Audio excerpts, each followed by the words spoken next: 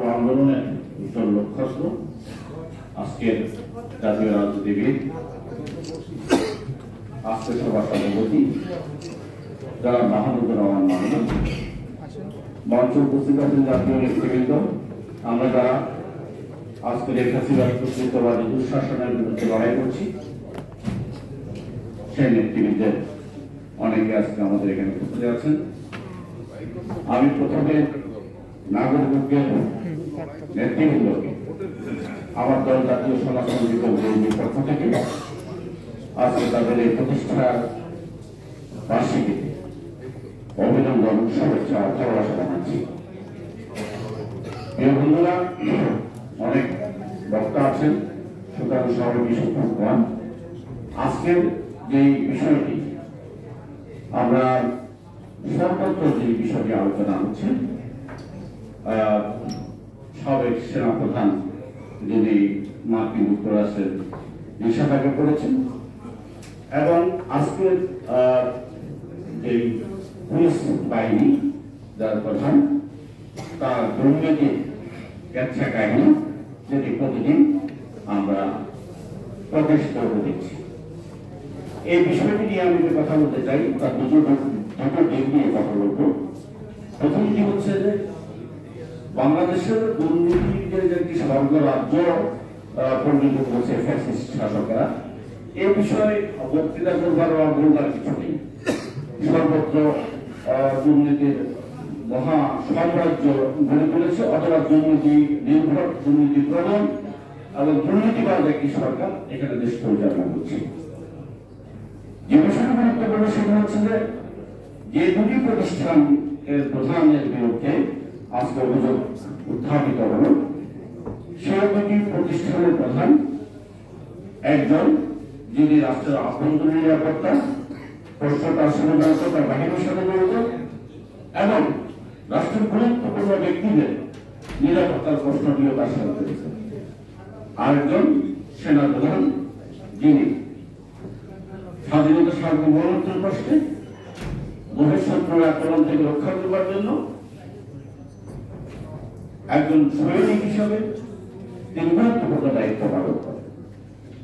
এই দুজন মানুষ যখন সরকার নিয়োগ করে বা তাদেরকে বদায়ন করা হয়, তখন এই গুরুত্বপূর্ণ মানুষ দুটি নৈতিক অবস্থানটা, তার সততার জায়গাটা, তার বিশ্বস্ততার জায়গাটা, নৈতিক স্থলনজনিত কোনো অভিযোগ তার ভেতরে আছে কিনা, দুর্নীতির তার বিরুদ্ধে অভিযোগ আছে কিনা, পেশাদারিত্বের বাহিরে তার কাজ করার অভিযোগ আছে কিনা, এগুলো দেখবার বিষয়। এবং সরকার সেগুলো দেখে শুনেই এই দুই প্রতিষ্ঠানে নিয়োগ দেওয়ার কথা। কিন্তু আমরা যে অভিযোগগুলো আজকে দেখছি, যে দুর্নীতির কথা, সেটা প্রথম থেকে শুরু করে আসছে, সেই জায়গাটায় যে চূড়ান্তভাবে প্রমাণিত হয় এই দুজন মানুষ যারা রাষ্ট্রের এই কোনো গুরুত্বপূর্ণ দায়িত্বে ছিলেন এবং দায়িত্ব পালন করার সময়কালে তারা অজস্র দুর্নীতির সাথে জড়িত এবং সম্পদের পাহাড় তৈরি করা, অন্যায়ভাবে ক্ষমতার অপব্যবহার করা সহ সমস্ত কিছু করেছে। যে মানুষটি অন্যায় করবেন, নিজ স্বার্থে দেশের আইনকে প্রয়োগ করবেন, অপপ্রয়োগ করবেন, সেই মানুষটির হাতে রাষ্ট্রের নিরাপত্তা, জনগণের নিরাপত্তা, আভ্যন্তরীণ নিরাপত্তা কোনো দিয়েই সঠিক হওয়ার কোনো সুযোগ নেই। প্রত্যেকটি জায়গায় তারা ঝুঁকিপূর্ণ। এখন প্রশ্ন হলো, এতটা ঝুঁকিপূর্ণ মানুষদেরকে এই দুটি গুরুত্বপূর্ণ দায়িত্ব দেওয়া হলো কেন? সেই প্রশ্নের উত্তরে আমরা বরাবরই বলে আসছি, আমরা সকলেই মিলে বলে যে গত 15 বছর যে শাসকটি ক্ষমতা আছে তারা জনগণের সম্মতিতে ক্ষমতা নেই, তারা জনগণের ভোটকে বিশ্বাস করে না এবং জনগণের ভোটাধিকার নিশ্চিত করবার যে পদ্ধতি, যে ব্যবস্থাপনা, সেটিকে ধ্বংস করে দিয়েছে। তাহলে ভোটবিহীন ভাবে কিভাবে সরকার ক্ষমতা থাকবে? বল প্রয়োগ, তার অস্ত্র ছাড়া তার বিকল্প কোনো পথ নেই। তাই বল প্রয়োগ করে ক্ষমতা থাকবার জন্য সংসদে সঠিক এবং শক্তিশালী জায়গা কোনটি? যে দুটি জায়গা সম্পর্কে, যে দুটি জায়গার প্রধানদের সম্পর্কে আজকে অভিযোগ উত্থাপিত হয়েছে, এই দুটি পেশাদারী প্রতিষ্ঠানকে আজকে ব্যবহার করে গত 15 বছর মানুষকে বল প্রয়োগের মধ্য দিয়ে আন্দোলন দমানো, খুন হত্যার মধ্য দিয়ে জনগণকে ভয় ভীতির সংস্কৃতি তৈরি করা এবং শুধুমাত্র বন্দুক গুলি অস্ত্র হিসাবে ব্যবহার করে জনগণের অধিকার হরণ করবার যত পদ্ধতি আছে প্রত্যেকটি পদ্ধতি ব্যবহার করার ক্ষেত্রে এই বাহিনীগুলোকে তারা ব্যবহার করেছে।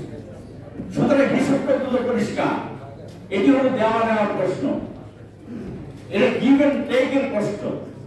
আজকে সরকার তাদের থেকে কি দিয়েছে এবং সরকার তাদের কি দিয়েছে, এই হিসাব যদি আমরা মিলাতে যাই তাহলে তাদের আজকের যে অবস্থানটি সেটা তত পরিষ্কার হয়ে যাবে।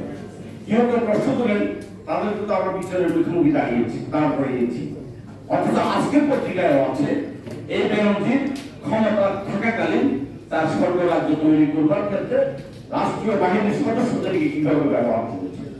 এই দেশের গোয়েন্দা সংস্থা, আইন প্রয়োগকারী সংস্থা, ডিজিএফআই, এনএসএ থেকে কোন প্রতিষ্ঠান নাই যারা এটা জানতেন না?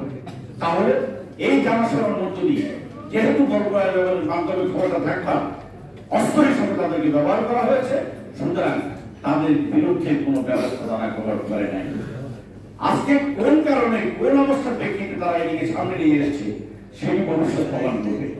কিন্তু এই দুদক সম্পর্কে আজকে মানুষের আশঙ্কা আছে। আমরা অতীতে দেখেছি এই দুদক বহু মানুষকে ডেকে এনেছিল, বহু কর্মনিবাস অভিযুক্ত মানুষকে ডেকে এনে তারপরে তাদেরকে পরিষ্কার ক্লিন সার্টিফিকেট তারা দিয়ে দিয়েছিল যে যারা স্বচ্ছ এবং স্বচ্ছতাবান মানুষ হিসেবে তাদেরকে সেদিন তারা পুরস্কার দিয়েছিল। আসলে সত্য পুরস্কার পাওয়া এই বেনজির সাহেব হয়তো